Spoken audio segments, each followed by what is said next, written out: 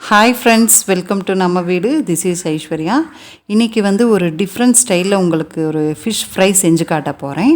இந்த லாக்டவுனில் பார்த்தீங்கன்னா ஃபிஷ் கிடைக்கிறதே ரொம்ப கஷ்டமாக இருக்குது.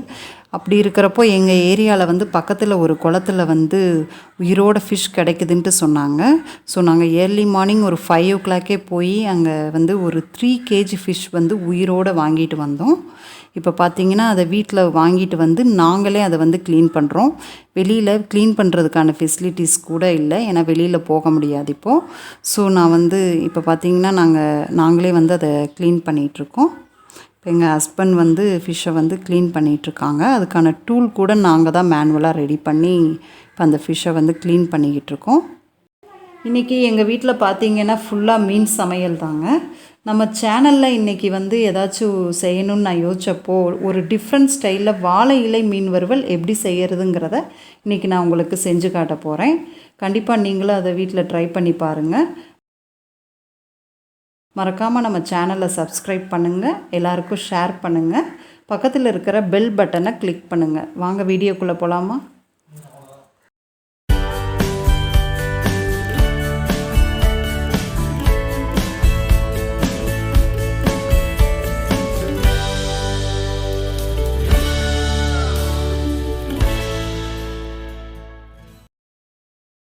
இந்த ஃபிஷ்லேருந்து ஒரு ஸ்லைஸ் மட்டும் கட் பண்ணி எடுத்து வச்சுருக்கிறேன். இந்த வாழை இலை மீன் வறுவலுக்கு தேவையானது பார்த்திங்கன்னா ஒரு கையளவு புதினா, கொஞ்சமாக மல்லித்தலை நல்லா பொடி பொடியாக கட் பண்ணி மிக்ஸி ஜாரில் போட்டுக்கணும் அரைக்கிறதுக்கு. அப்புறம் பார்த்திங்கன்னா ஒரு துண்டு இஞ்சி, இந்த ஃபிஷ்க்கு இதுவே போதுமானது. அப்புறம் 4 பூண்டு தோல் உரித்து வச்சதை எடுத்துக்கோங்க. அப்புறம் 2 பச்சை மிளகாய்.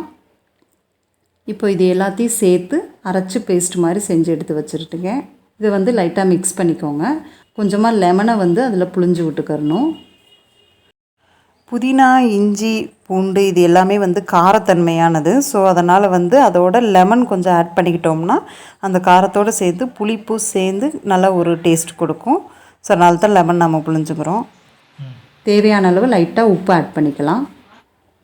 இப்போ இது எல்லாத்தையும் சேர்த்து நல்லா மிக்ஸ் பண்ணிக்கிறணும். நல்லா மிக்ஸ் பண்ணிவிட்டு இப்போ நம்ம எடுத்து வச்சுருக்கிற அந்த ஃபிஷ்ஷில் இதை கோட் பண்ண போகிறோம். அதுக்கு முன்னாடி பார்த்திங்கன்னா ஃபிஷ்ஷை லைட்டாக கட் பண்ணிக்கிறணும். கட் பண்ணால் தான் அந்த நம்ம அரைச்சி வச்சுருக்கிற பேஸ்ட்டை உள்ளே ஸ்டஃப் பண்ணி மீன் ஃபுல்லாக நல்லா கோட் பண்ணி அதை ஃப்ரை பண்ண போகிறோம். ஸோ இந்த மாதிரி லைட்டாக கட் பண்ணிக்கோங்க, ஹாஃபாக. இந்த மாதிரி 2 சைடுமே மீனை நல்லா கட் பண்ணிக்கோங்க. இப்போ கட் பண்ணியாச்சு. இப்போ நம்ம அரைச்சி வச்சுருக்கோம் பார்த்திங்களா, அந்த மசாலா இப்போ இதில் ஸ்டஃப் பண்ண போகிறோம். இப்போ ஒரு ஸ்பூனில் அந்த புதினா பேஸ்ட் அதை எடுத்துக்கோங்க. எடுத்து இதில் கோட் பண்ணணும். இப்போ நல்லா மீன் ஃபுல்லாக ஸ்ப்ரெட் ஆகிற மாதிரி நல்லா கோட் பண்ணணும். இப்போ நம்ம அந்த கட் பண்ணி விட்டுருக்கிற இடத்துல நல்லா ஸ்டஃப் பண்ணிக்கோங்க. இப்போ நல்லா ஃபிஷ் ஃபுல்லாக நல்லா ஸ்டஃப் பண்ணணும். நல்லா கட் பண்ணியிருக்கிற இடத்துலையும் நல்லா ஸ்டஃப் பண்ணிங்கன்னா தான் அதோடய எசன்ஸ் ஃபுல்லாக உள்ள வரைக்கும் இறங்கும். இது மாதிரி 2 சைடுமே நல்லா கோட் பண்ணிக்கணும். இந்த கட் பண்ணியிருக்கிற இடத்துலையும் அந்த பேஸ்ட் எடுத்து கோட் பண்ணிக்கோங்க. இது மாதிரி ஃபிஷ் ஃபுல்லாகவே கோட் பண்ணிக்கணும்.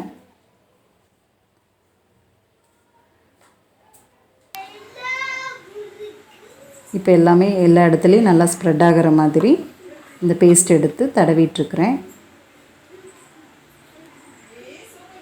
இப்போ எல்லா இடத்துலையுமே நல்லா தடவியாச்சு.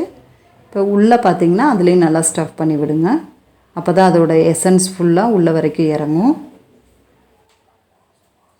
அப்போ தான் நல்லா குக் ஆனதுக்கப்புறம் நல்லா வாசமாக மணமாக இருக்கும். இப்போ ஒரு வாழை இலை எடுத்து அதில் கொஞ்சமாக ஆயில் அப்ளை பண்ணிக்கோங்க. கொஞ்சமாக ஆயில் நல்லா அப்ளை பண்ணிவிட்டு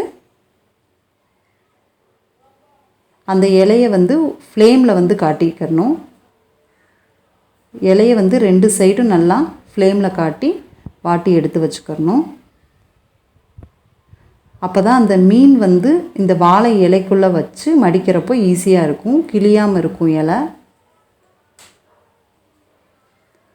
இப்போ வந்து ஃபிஷ் எடுத்து அந்த இலைக்குள்ளே வச்சு மடிக்க போகிறோம். இந்த மாதிரி நல்லா 2 சைடும் வச்சு மடிச்சுக்கிறணும். மடிச்சுட்டு தேவைப்பட்டால் ஒரு நூல் எடுத்து கட்டிக்கோங்க. அப்போ தான் இலை வந்து விலகாமல் இருக்கும். இப்போ நூல் வச்சு கட்டிட்டு தோசை கடாயில் வந்து இப்போ அதை எடுத்து ஃப்ரை பண்ண போகிறோம். இப்போ நல்லா ஃபிஷ் பார்த்திங்கன்னா ஃப்ரை ஆகிட்டுருக்கு.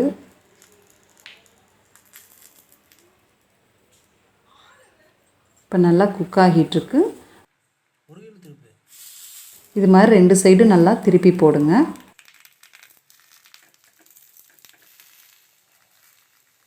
லைட்டாக ஆயில் சேர்த்துக்கறணும்.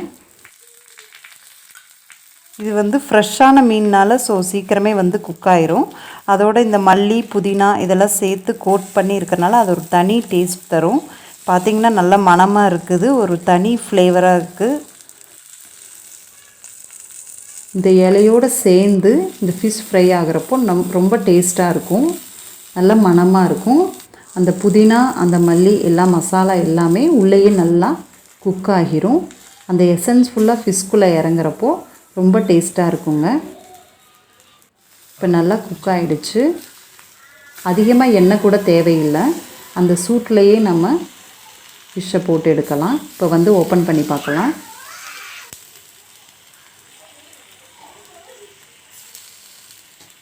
இப்போ ஃபிஷ் பார்த்திங்கன்னா நல்லா வெந்துருச்சுங்க. அந்த மசாலா எல்லாமே நல்லா குக் ஆகி நல்லா மணமாக இருக்குது, சூப்பராக இருக்குதுங்க. ஒரு டிஃப்ரெண்ட்டான வாழை இலை மீன் வறுவல் ரெடி ஆயிடுச்சு.